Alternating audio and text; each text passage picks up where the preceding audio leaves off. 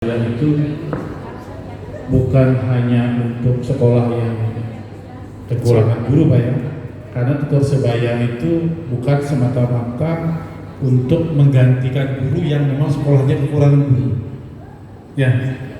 Tutor sebaya itu begini Pak, ketika kita sebagai seorang guru menyampaikan pembelajaran dalam kelas, ada kemungkinan beberapa siswa kita sulit menerima penjelasan dari guru. Ya. Kemudian ada beberapa siswa takut mendengarkan gurunya, takut bertanya kepada gurunya. Gitu, Pak. Nah, dalam proses pembelajaran, mungkin Bapak pernah mendengar pada satu kata-kata yang namanya jigsaw. Ya. Jigsaw, satu model pembelajaran menggunakan jigsaw itu justru kita melihat memanggil beberapa anak. Mungkin kita membuat beberapa kelompok. Ini ada misalnya ada 6 kelompok ya. Siapa yang kita tahu semua di kelas anak kita kan, ini anak kita sendiri. Siapa yang terpandai di kelompok 1, kelompok 2, kelompok 3, kelompok 3, kelompok 4 dan seterusnya. Kita panggil dalam satu kelompok, kemudian guru tersebut rembuk dengan kelompok itu menjelaskan sesuatu yang harus dikerjakan oleh kelompok itu. Setelah itu mereka kembali ke kelasnya, ke kelompoknya masing-masing, dan di sana dia menjadi tutor di kelompoknya. Salah satu bentuk tutor sebaya. Dia bekerja seperti itu. Ya, itu bagus Pak. Yang kedua, tidak harus dengan model jigsaw, tetapi kita di kelas tahu ada berapa anak yang memiliki kemampuan lebih baik daripada teman yang lain. Maka anak itu kita bentuk, kita latih menjadi tutor di kelasnya. Untuk apa?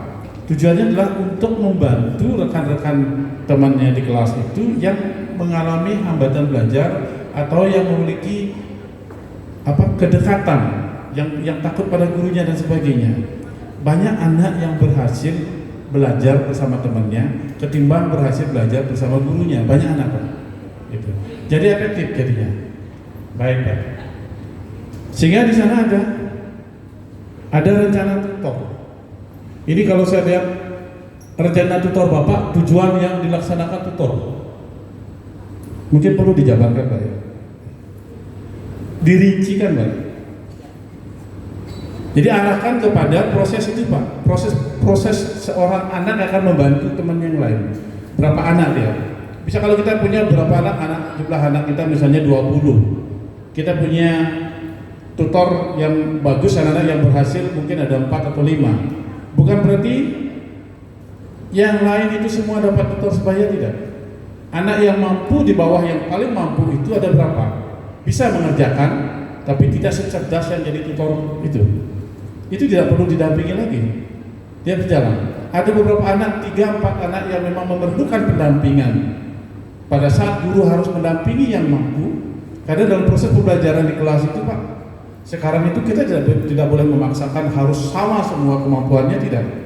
Jadi proses pembelajaran tidak selalu klasikal, tetapi individual. Ketika kita memberikan kesempatan pada anak yang memiliki kemampuan untuk maju lebih cepat, itu didampingi oleh gurunya.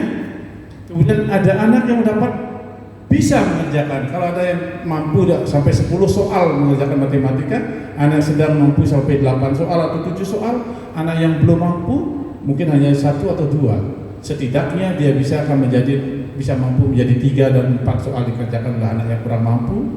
Itu kita minta bantuan, kita bentuk tutor sebaya. Itu maksudnya. Ya, Pak. Jadi rincinya, rencana tutor itu apa? Bapak paparkan itu. Kemudian di sini jangan lalu bertanya nih Pak. Apa yang akan dibimbing? Bapak membuat rencana tutor, tapi kalimatnya pertanyaan. Apa yang akan dibimbing? Siapa yang menjadi tutor? Bapak harus tanya kepada dusun. Jadi ini langsung dijabarkan aja Pak ya. Menentukan siswa yang dijadikan tuti. Ya. Jadi menentukan siswa yang dijadikan tutor, Bapak rinci. Menentukan siswa yang dijadikan tuti juga dirinci. Berkemampuan bagaimana? Coba ya. Jadi Ini jangan kembali bertanya ini, jangan kembali bertanya gitu. Jadi buat paparannya saja gitu. Baik. Model tutor yang tadi yang saya bilang itu. Yang mana tutor yang kita katakan jadi model tutor adalah anak yang memiliki kemampuan lebih di antara itu. Berapa tutor dan sebagainya. Jadi guru yang tahu melihat dari kemampuan dia bergaul, bukan hanya nilainya, Pak. Ya, Pak. Bapak dan Ibu, bukan hanya untuk kita semua, bukan hanya anak yang mendapat nilai tertinggi atau yang belum tentu mampu menjadi tutor sebaya, tapi anak yang memiliki komunikasi yang baik. Dia memang memiliki kecerdasan dan mampu berkomunikasi baik dengan temannya.